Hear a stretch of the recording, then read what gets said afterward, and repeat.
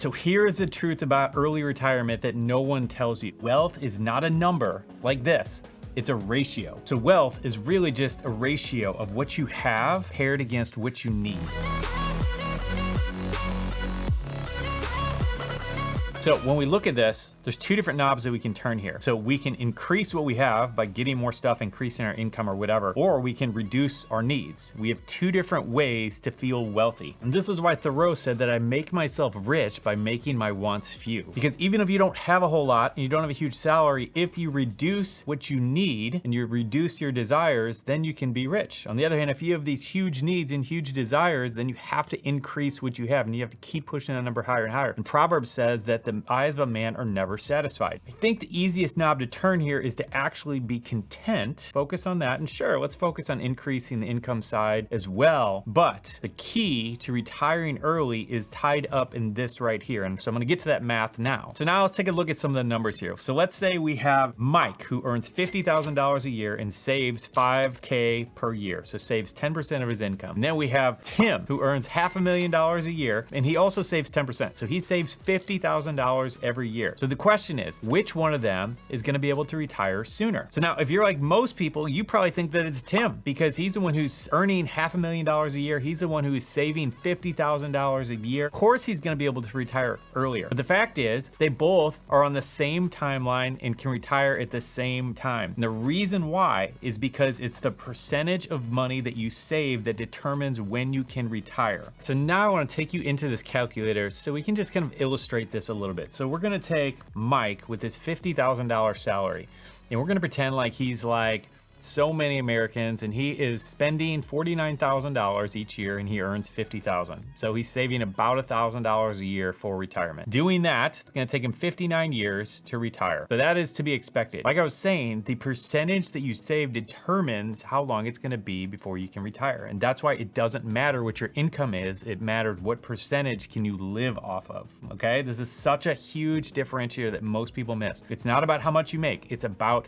what percentage do you actually spend and how much can you actually save. If we take Mike in this example here, and so we bring his savings rate down to 5%, like we were talking, or 10%, like we were talking about before, so $45,000. So just like that, his retirement projections now get reduced by 11 years. So it's down to 38 years. Now here's what's crazy. If he can reduce his expenses and get all the way down to $25,000 a year, and is so essentially living off of half of his income, he can retire in about 15 years. And this is what's so crazy that most people just don't understand, because they'll get raises and then just start spending the money, when if you just start pushing that away towards retirement and get in a position where you don't have to live on 100% or even 80% of your income. And I know for most of us, it's like, well, I've just been doing this. This is really, really challenging. And yes, that's a big leap to make. But the point is, most of us, especially if we're in our early 20s, a lot of knobs and opportunities and things that we can do to move in that direction so that just a few years down the line, we might be in a position after a few raises or the business starts doing better, that we might be in that position to be able to retire so much earlier. And so let's just take Mike's example here. So let's say he has this $55,000 salary, and yes, maybe he can't live off of 25K, but let's say that he can live off of 40K, okay? And then over maybe, I don't know, the next 5-10 years, his salary increases. Maybe it increases up to 100K. That in mind, let's take a look at Mike, who's age 25 in this situation, who has a great salary. Like, let's just be real, it's a great salary, $100,000 making at that point, but he's living off of 50K per year, which again, that's about the median salary in the United States. So the reality is that he doesn't need to be living off of 100K when so many other people are successfully doing it off of 50K. Okay, but let's just see if he could drive his expenses down a little bit more, how he could retire at age 30 if he's 25 years old. Let's say if he could survive off of $35,000, this was my final salary. When I left corporate America, I was making $35,000. And so that gets him to a 9-year retirement window. And if he could have a spread like that, 100K over $35,000. And if he could even go back to $25,000 and basically save 75% of his income, he's looking at 6 years. That's age 31 for him, okay? So we're getting probably close to about maybe $22,000. If he could do that on a $100,000 salary, then he's at 5 years and can retire at age 30.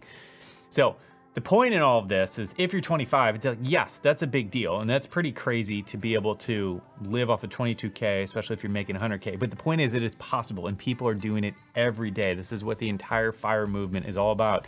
and you have all kinds of people who are successfully doing this and living, albeit very frugal lives, but for the sake of freedom, for the sake of retiring early.